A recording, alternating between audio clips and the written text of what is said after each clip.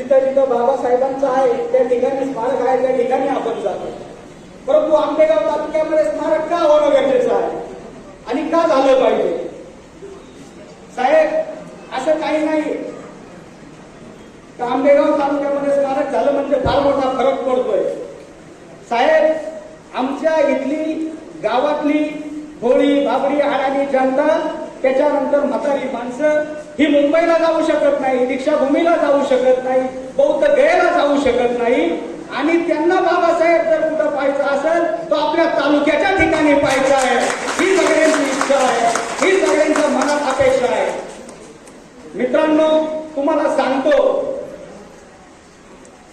साहेब निवडणुकीला उभे होते, विधानसभेची निवडणूक चालू होती, निवडणूक झाली आणि पोखरी येथे हिरडा महोत्सव घेण्यात आला.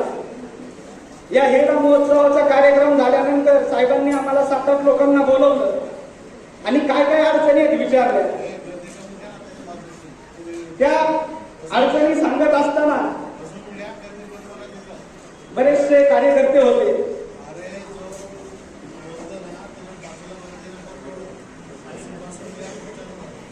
त्या बैठकीमध्ये मी साहेबांना विनंती केली की साहेब आपल्याला बाबासाहेबांचं स्मारक करायचं आहे. साहेबांनी मला त्या ठिकाणी एका शब्दात सांगितलं की आम्ही बाबासाहेबांचं स्मारक हे करतो.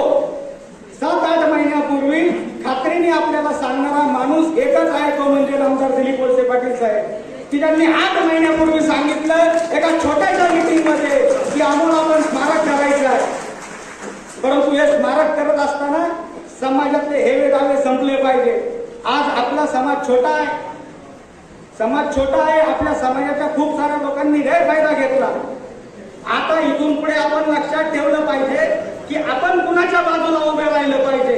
आपण विरोधकांच्या वळचणीला गेलं पाहिजे की जे साहेब आपलं स्मारक करणार आहेत, जे बाबासाहेबांचा विचार पुढे नेणार आहे, जे विकासाचा विचार पुढे नेणार आहे, त्यांच्या सोबत आपण राहायचं की आपण दुसऱ्या कुणाच्या वळचणीला राहायचं याचा विचार आपण केला पाहिजे. फुले शाहू आंबेडकरांचा विचार जपणारे पुरोगामी सरकार जेव्हा जेव्हा आलं तेव्हा तेव्हा आमदार दिलीपरावजी वळसे पाटील साहेब हे आंबेगाव तालुक्यातून पुरोगामी विचार त्या ठिकाणी घेऊन गेले. आज तुम्हाला आम्हाला वाटतं की या भागामध्ये आपल्याला पुढे मोठं मंदिर दिसत नाही. आपण जर कधी धामणीला गेलात तर दादा आणि साहेबांनी मिळून बांधलेलं बौद्ध विहार बघा, एखाद्या कॉर्पोरेट ऑफिस पेक्षाही कमी नाहीये. आज भीमाशंकरला बौद्ध विहाराला 10 लाख रुपयाचा निधी साहेबांनी टाकला. तुमची आमची लेकरं मेडिकलला इंजिनिअरिंगला गेली, ती कुणामुळे गेली? नामदार साहेब मंत्रिमंडळात मध्ये होते, त्यांनी निर्णय केला की अनुसूचित जातीची जमातीची जी मुलं आहेत, ज्यांना मेडिकलला जायचंय, ज्यांना इंजिनिअरिंगला जायचंय, ज्यांना उच्च शिक्षण घ्यायचंय, त्यांची संपूर्ण फी महाराष्ट्र शासन भरेल. हा निर्णय कुणी केला आपल्यासाठी? तर नामदार दिलीपराव वळसे पाटील साहेबांनी केला. आपल्या मुलांना तालुक्यामध्ये शाळा नव्हती, 10वी पर्यंतची शाळा पेटला काढली. हा निर्णय कोणी केला? आमदार दिलीपरावजी वळसे पाटील साहेबांनी केला. आपल्या मुलांसाठी येणाऱ्या काळात सिनियर कॉलेजच्या मुलांना वसतिगृहाची सोय आपल्याला कोण दुसरं करणार नाही दादांनो, आपल्याला दुसरं कोण नाही करणार, ते फक्त ही 2 व्यक्ती करणार आहेत आणि यांच्याच पाठीमागे आपल्याला जाणं गरजेचं आहे. तुमच्याकडे खूप सारे येतील, खूप सारे सांगतील.